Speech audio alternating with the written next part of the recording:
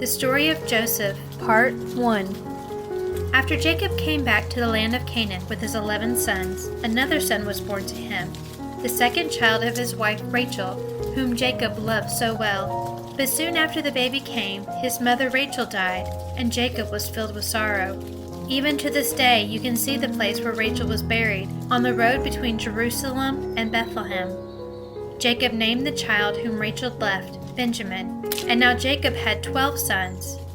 Most of them were grown-up men, but Joseph was a boy of 17 years old, and his brother Benjamin was almost a baby. Of all his children, Jacob loved Joseph the best, because he was Rachel's child, because he was so much younger than most of his brothers, and because he was good and faithful and thoughtful.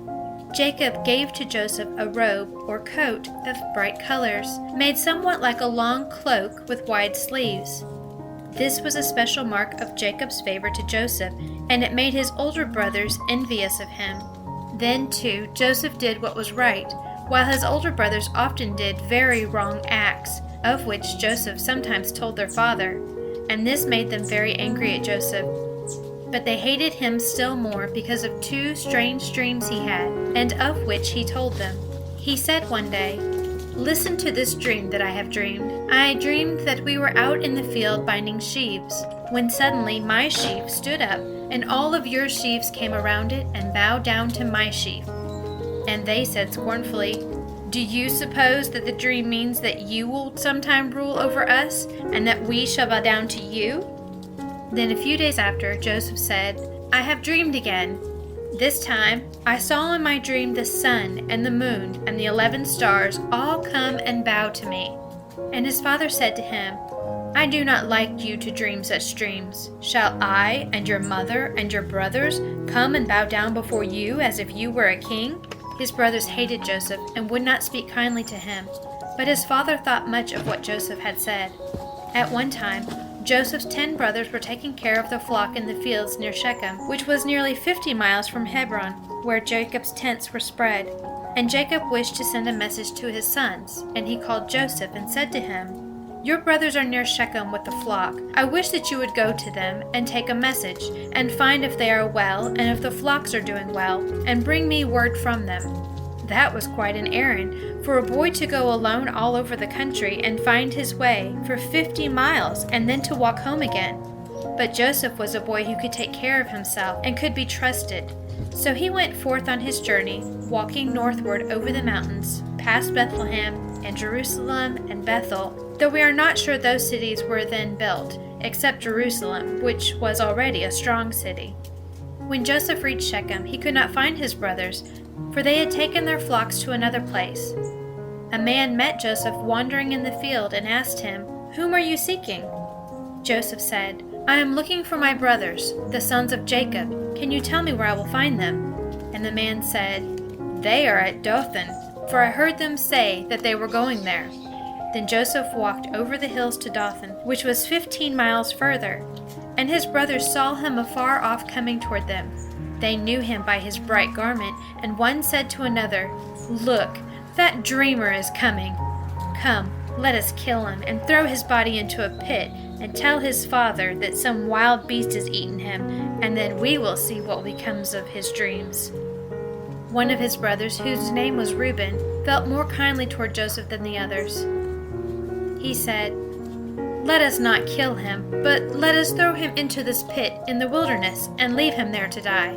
But Reuben intended, after they had gone away, to lift Joseph out of the pit and take him home to his father. The brothers did as Reuben told them. They threw Joseph into the pit, which was empty.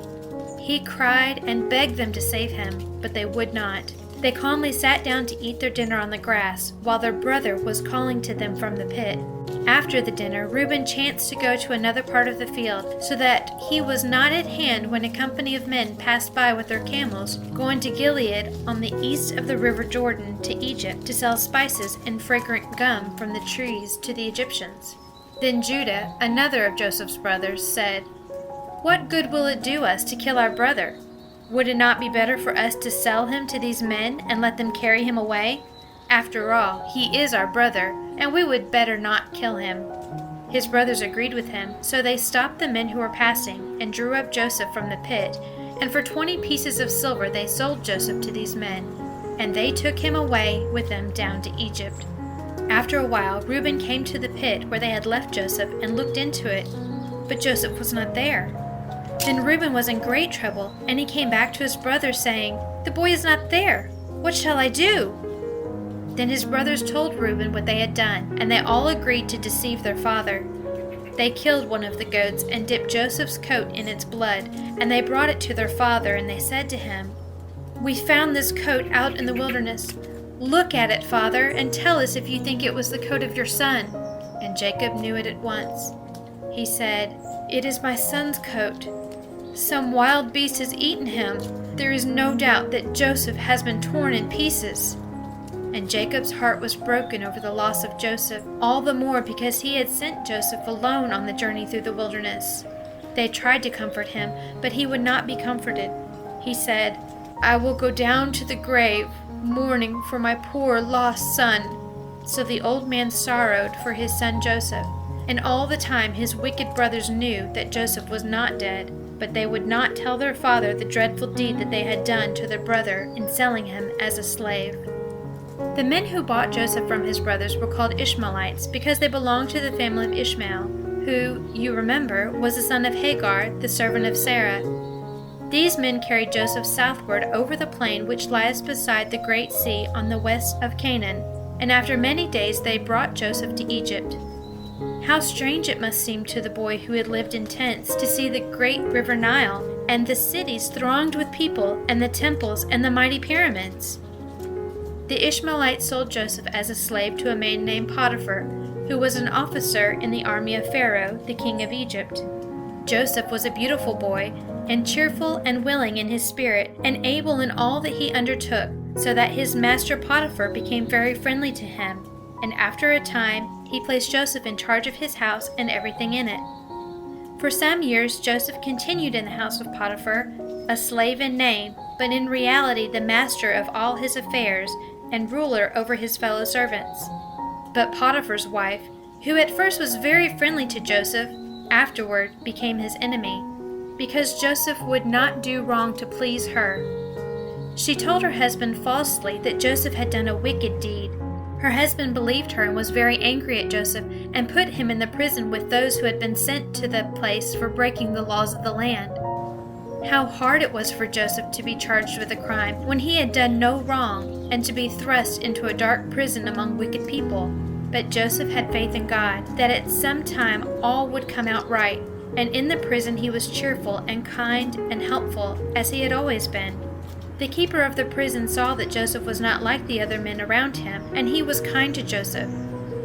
In a very little while Joseph was placed in charge of all of his fellow prisoners, and took care of them just as he had taken care of everything in Potiphar's house. The keeper of the prison scarcely looked into the prison at all, for he had confidence in Joseph that he would be faithful and wise in doing the work given to him. Joseph did right and served God, and God blessed Joseph in everything. While Joseph was in the prison, 2 men were sent there by the king of Egypt because he was displeased with them. One was the king's chief butler, who served the king with wine. The other was the chief baker, who served him with bread. These 2 men were under Joseph's care, and Joseph waited on them, for they were men of rank. One morning, when Joseph came into the room where the butler and the baker were kept, he found them looking quite sad. Joseph said to them, "Why do you look so sad today?" Joseph was cheerful and happy in his spirit, and he wished others to be happy also, even in prison. And one of them said, "Each one of us dreamed last night a very strange dream, and there is no one to tell us what our dreams mean." For in those times, before God gave the Bible to men, he often spoke to men in dreams, and there were wise men who could sometimes tell what the dreams meant. "Tell me," said Joseph, "what your dreams are. Perhaps my God will help me to understand them." Then the chief butler told his dream. He said, "In my dream I saw a grapevine with 3 branches. And as I looked, the branches shot out buds, and the buds became blossoms, and the blossoms turned into clusters of ripe grapes. And I picked the grapes and squeezed their juice into King Pharaoh's cup, and it became wine. And I gave it to King Pharaoh to drink, just as I used to do when I was beside his table." Then Joseph said, "This is what your dream means. The 3 branches mean 3 days. In 3 days King Pharaoh shall call you out of prison and shall put you back in your place, and you shall stand at his table and shall give him his wine, as you have given it before. But when you go out of prison, please to remember me, and try to find some way to get me too out of this prison. For I was stolen out of the land of Canaan and sold as a slave, and I have done nothing wrong to deserve being put in this prison. Do speak to the king for me, that I may be set free."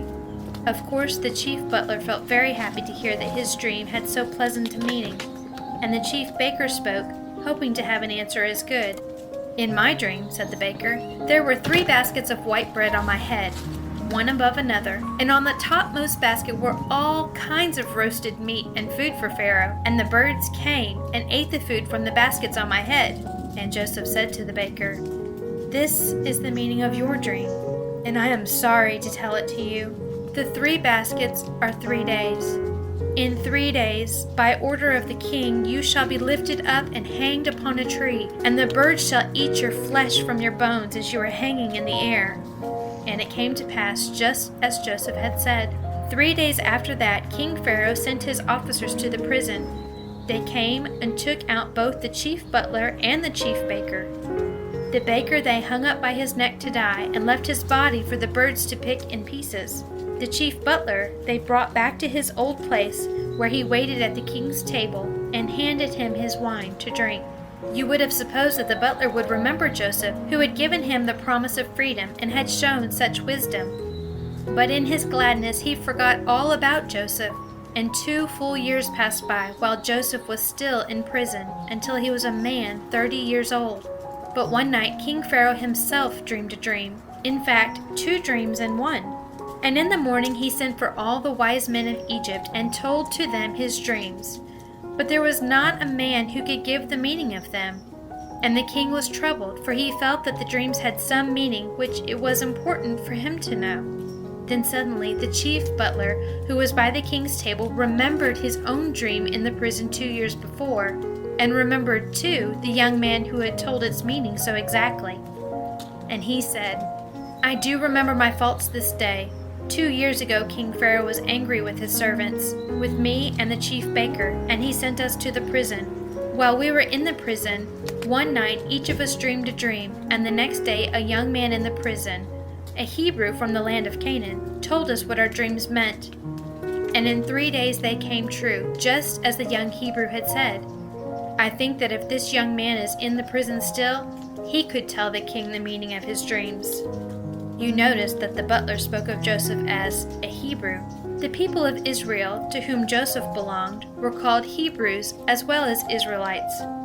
The word Hebrew means one who crossed over, and it was given to the Israelites because Abraham, their father, had come from a land on the other side of the great river Euphrates, and had crossed over the river on his way to Canaan.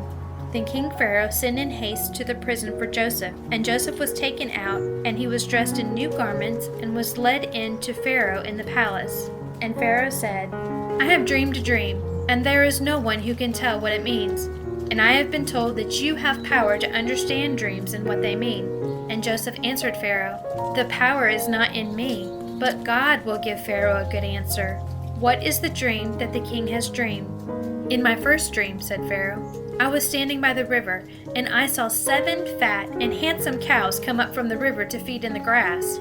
And while they were feeding, 7 other cows followed them up from the river, very thin and poor and lean, such miserable creatures as I have never seen before. And the 7 lean cows ate up the 7 fat cows. And after they had eaten them up, they were as lean and miserable as before. Then I awoke, and I fell asleep again and dreamed again. In my second dream, I saw 7 heads of grain growing up on one stalk, large and strong and good. And then 7 heads came up after them that were thin and poor and withered.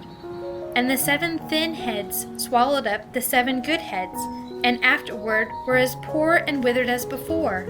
And I told these 2 dreams to all the wise men, and there is no one who can explain them. Can you tell me what these dreams mean?" And Joseph said to the king, The two dreams have the same meaning. God has been showing to King Pharaoh what he will do in this land.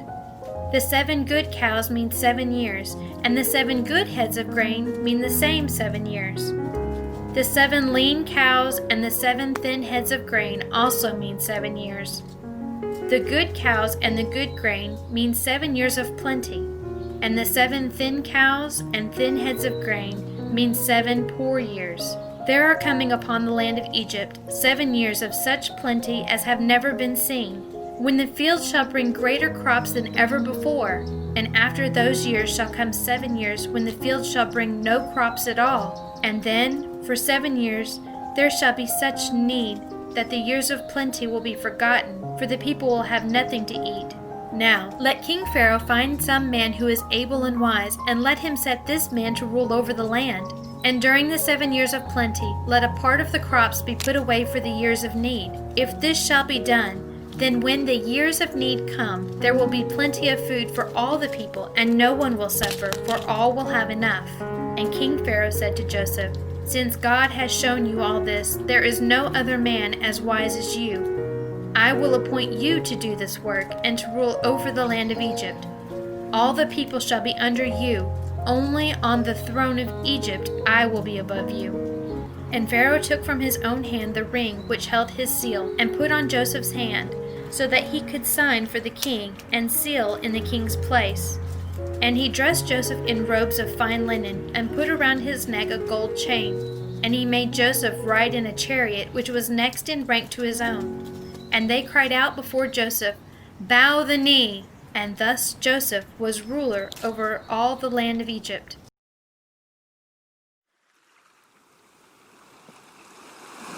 The story of Joseph, Part 2. When Joseph was made ruler over the land of Egypt, he did just as he had always done. It was not Joseph's way to sit down, to rest and enjoy himself and make others wait on him.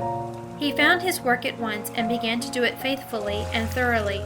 He went out over all the land of Egypt and saw how rich and abundant were the fields of grain, giving much more than the people could use for their needs. He told the people not to waste it, but to save it for the coming time of need. And he called upon the people to give him, for the king, 1 bushel of grain out of every 5, to be stored up. The people brought their grain, after taking for themselves as much as they needed, and Joseph stored it up in great storehouses in the cities, so much at last that no one could keep account of it. The king of Egypt gave a wife to Joseph from the noble young women of his kingdom. Her name was Asenath, and to Joseph and his wife God gave 2 sons. The oldest son he named Manasseh, a word which means making to forget. For, said Joseph, God has made me to forget all my troubles and my toil as a slave. The second son he named Ephraim, a word that means fruitful. Because, said Joseph, God has not only made the land fruitful, but he has made me fruitful in the land of my troubles. The 7 years of plenty soon passed by, and then came the years of need. In all the lands around people were hungry, and there was no food for them to eat. But in the land of Egypt everybody had enough. Most of the people soon used up the grain that they had saved.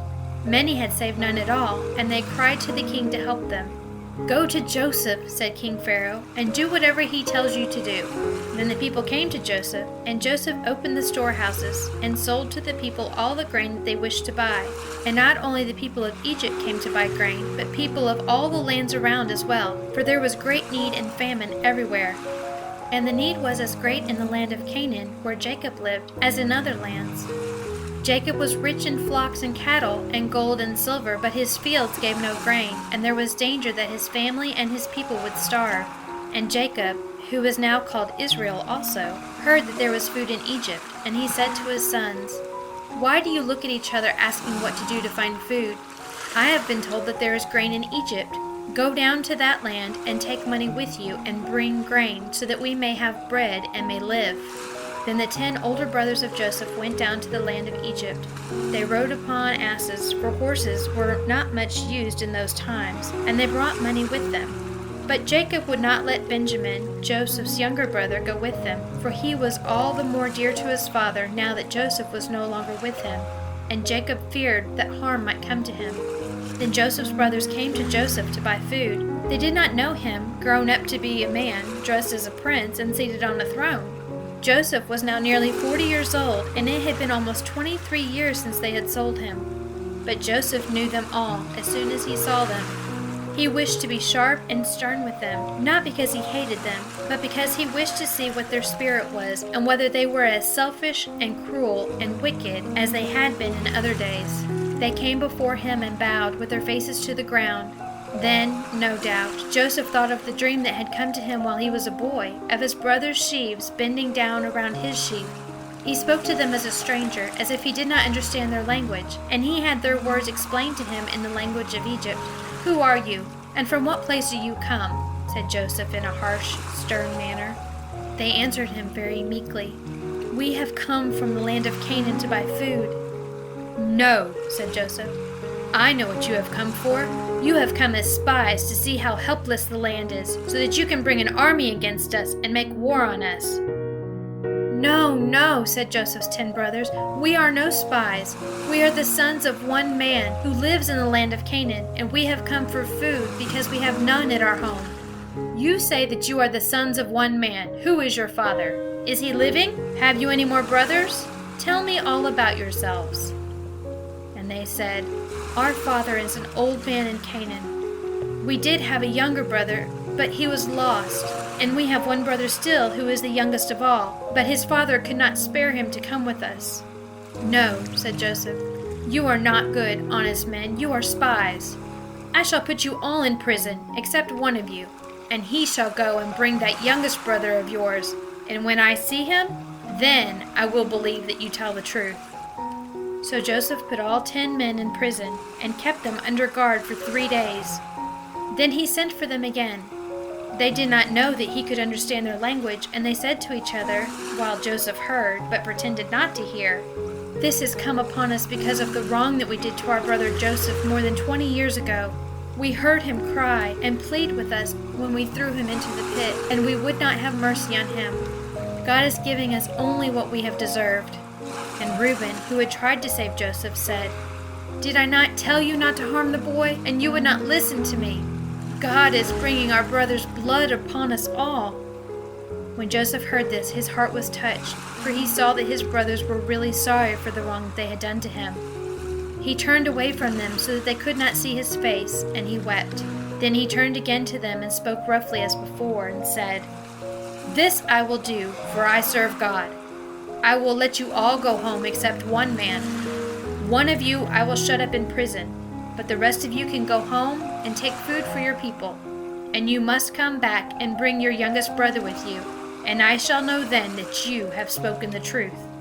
Then Joseph gave orders, and his servants seized one of his brothers, whose name was Simeon, and bound him in their sight and took him away to prison. And he ordered his servants to fill up the men's sack with grain, and to put every man's money back into the sack before it was tied up, so that they would find the money as soon as they opened the sack.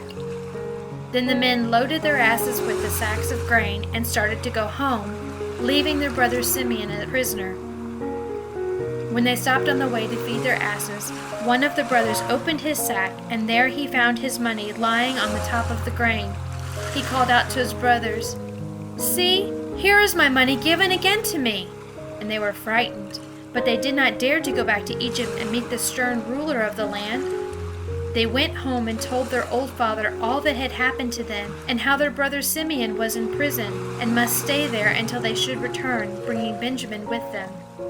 When they opened their sacks of grain, there in the mouth of each sack was the money that they had given, and they were filled with fear. Then they spoke of going again to Egypt and taking Benjamin, but Jacob said to them, "You are taking my sons away from me. Joseph is gone, and Simeon is gone, and now you would take Benjamin away. All these things are against me." Reuben said, "Here are my own 2 boys.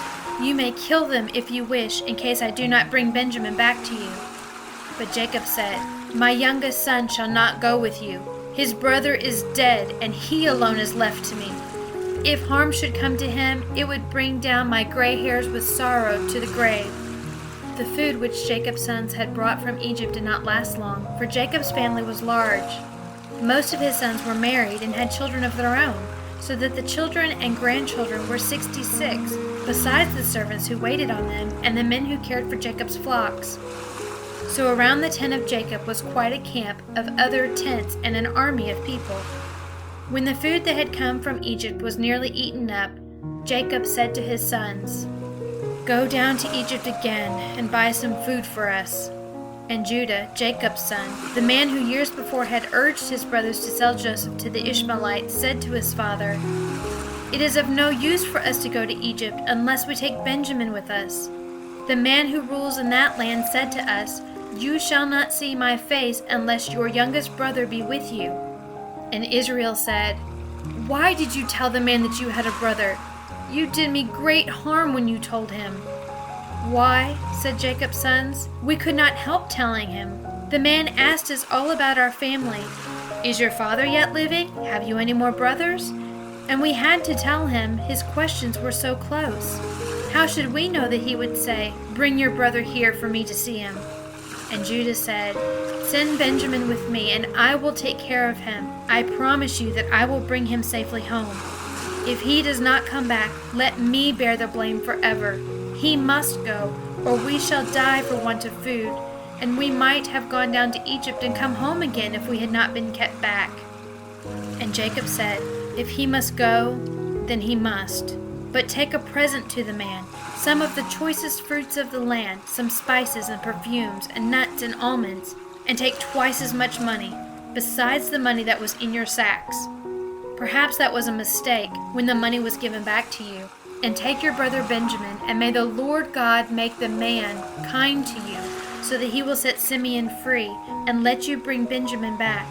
But if it is God's will that I lose my children, I cannot help it." So 10 brothers of Joseph went down a second time to Egypt, Benjamin going in place of Simeon.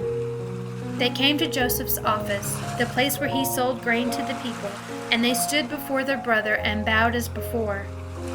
Joseph saw that Benjamin was with them, and he said to his steward, the man who was over his house, "Make ready a dinner, for all these men shall dine with me today."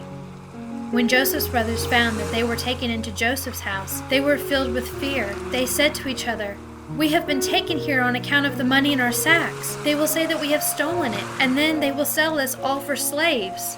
But Joseph's steward, the man who was over his house, treated the men kindly. And when they spoke of the money in their sacks, he would not take it again, saying, "Never fear. Your God must have sent you this as a gift. I had your money."